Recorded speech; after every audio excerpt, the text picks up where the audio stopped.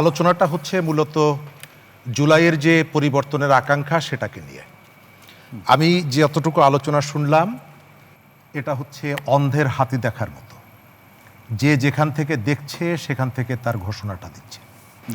ফেব্রুয়ারি মাসের 12 তারিখে বাংলাদেশে দুটো ঘটনা ঘটেছে। একটা, প্রতীকের একটা নির্বাচন হয়েছে, যে নির্বাচনে অংশগ্রহণকারী রাজনৈতিক দলগুলোর এক ধরনের প্রতিশ্রুতি ছিল তারা ক্ষমতায় গেলে কি ধরনের পরিবর্তন আনবে। বিএনপির 31 দফার সংস্কারের কতগুলো দাবি প্রস্তাবনা ছিল, প্রতিশ্রুতি ছিল। জামাতের আমি সম্ভবত 26টা মূল পয়েন্ট রেখে তারা কতগুলো প্রতিশ্রুতি দিয়েছিল তারা ক্ষমতায় গেলে কি পরিবর্তনটা আনবে। আর আরেকটা জায়গা হলো গণভোট, যে গণভোটটা আমাদের রাজনীতিতে কতগুলো গুণগত পরিবর্তনের, কনসেপচুয়াল জায়গায় পরিবর্তনের কতগুলো অঙ্গীকারের জায়গা ছিল। আপনার মনে থাকার কথা, ডক্টর মোহাম্মদ ইউনূস যখন প্রথম এই যে সংস্কার কমিশনটা করেন এবং তার যে উদ্বোধনী বক্তব্য দেন সেখানে তিনি বলেছিলেন রাজনৈতিক দলগুলো যে সমস্ত পয়েন্টে একমত হবে ঠিক সেই পয়েন্টগুলো ধরেই আমরা সংস্কারটা করব। কিন্তু আমার কাছে মনে হয়েছে যে সেই জায়গা থেকে রাজনৈতিক দলগুলো সরে গেছে। তারা চাইছে সে যতটুকু চায় ওটা মেনে নেওয়াই হচ্ছে আপনার জুলাইয়ের প্রতি পক্ষের শক্তি, আর সেটি যদি আপনি না মানেন তাহলে আপনি জুলাইয়ের বিপক্ষের শক্তি। আমাদের এখানে আমরা বানরের গাছে ওঠার মতন উঠেছি এবং নেমেছি। আমাদের 11টা সংস্কার কমিশন হয়েছিল মনে থাকার কথা, এবং এই সংস্কার কমিশনগুলোর মধ্যে আমাদের রাজনৈতিক সংস্কৃতি, সংবিধান, স্থানীয় সরকার, নারী, তারপরে হচ্ছে স্বাস্থ্য, আপনি কোথাও আলোচনার মধ্যে অন্য কোনো সংস্কার কমিশনের বিষয়টা আপনি শুনবেন না।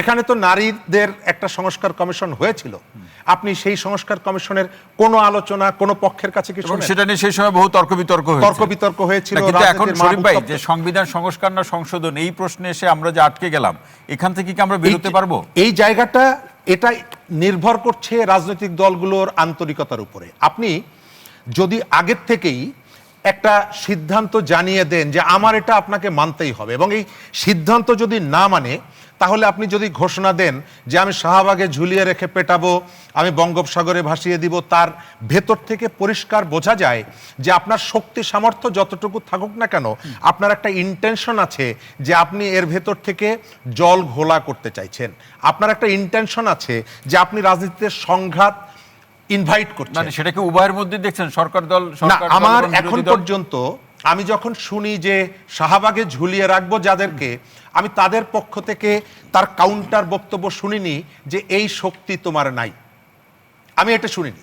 তার ভেতরে থেকে আমি যেটা বুঝি যে একটি পক্ষ কখনো ওই ব্যাংক গ্রাহকের নামে, গতকালকের থেকে আবার দেখলাম হাসপাতালের সেবাগ্রহীতা ফোরামের নামে, রাজনৈতিক দলের নামে, তার অল্টারনেটিভ আরও কতগুলো ছোটোখাটো প্ল্যাটফর্মের নামে নানা জায়গা থেকে, এমনকি সোশ্যাল মিডিয়া পর্যন্ত ব্যবহার করে যে ধরনের উত্তেজনা ক্রিয়েট করার চেষ্টাটা হচ্ছে, এর ভেতর থেকে যে ইতিবাচক পরিবর্তনের যে সম্ভাবনাগুলো, আমি ওই যে সংস্কার কমিশনের কথা বলছিলাম না,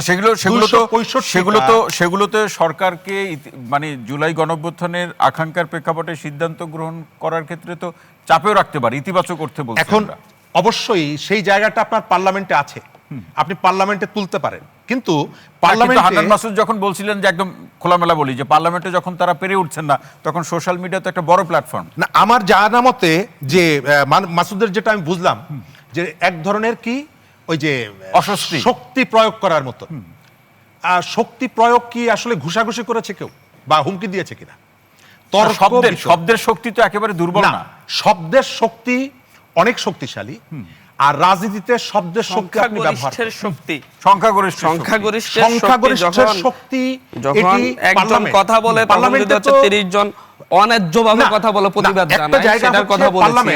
পার্লামেন্ট তো এটা আসলে সংখ্যাগরিষ্ঠতা প্রমাণ করারই জায়গা। আপনি যখন একটা সরকারকে আস্থা অনাস্থার জায়গাটায় মুখোমুখি দাঁড় করিয়ে দেন, তখন বেসিক কোনটা হয় যে কে এর পক্ষে আছে কে বিপক্ষে আছে।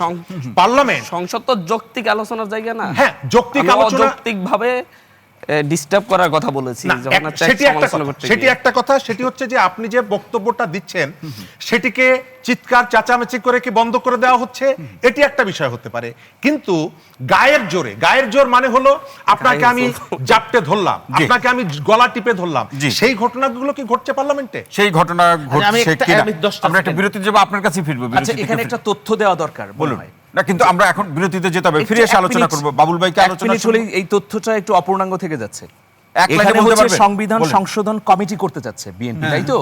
এটা 31 দফার মধ্যে ছিল সংবিধান সংস্কার কমিশন। যাই হোক, এখন কি পজিশন আমি সেটা বলি। জামাতের আমির বলেছে যে এটাও ভুল সংবিধান তথ্য দিচ্ছেন। সংস্কার কমিটি